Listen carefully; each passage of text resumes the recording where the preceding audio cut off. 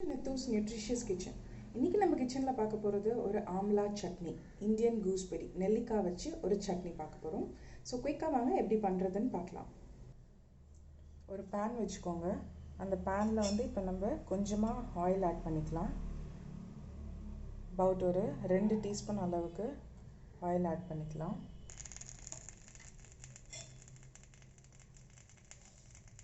அந்த ஆயிலில் வந்து ஒரு அரை டீஸ்பூன் அளவுக்கு கடுகு,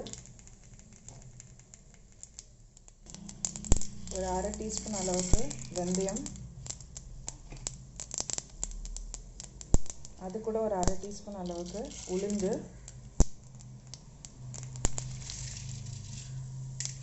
ஒரு டீஸ்பூன் அளவுக்கு சன்னா கடலைப்பருப்பு. ஸோ இது எல்லாத்தையுமே நல்லா வதக்குறோம்.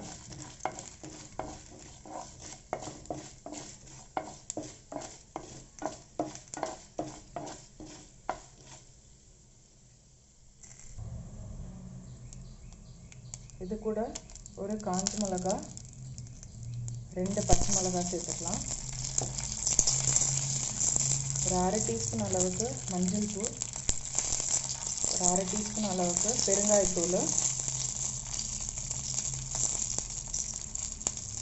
ஒரு சின்ன பீஸ் இஞ்சி, இதை சேர்த்து நல்லா வதக்குறோம்.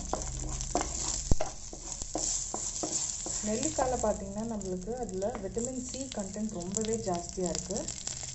இப்போ வந்து இது கூட நம்ம கட் பண்ணி வச்சுருக்க நெல்லிக்காய் சேர்த்துக்கலாம்.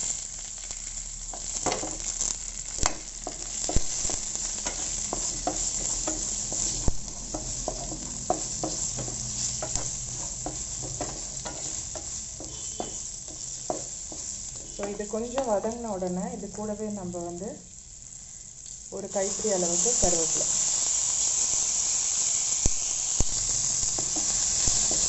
நல்லா வதக்கிட்டு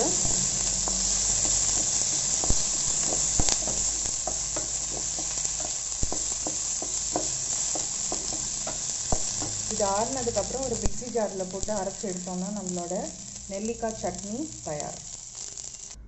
இது இப்போ ஜாருக்கு மாற்றியாச்சு.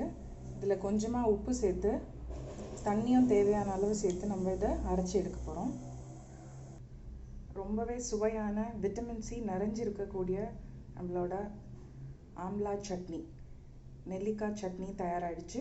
நீங்களும் உங்கள் வீட்டில் செஞ்சு பார்த்துட்டு அவங்களோட கமெண்ட்ஸ் எனக்கு மறக்காமல் சென்ட் பண்ணுங்கள். ரொம்பவே டேஸ்டியாக இருக்கும். And thank you so much for வாட்சிங்.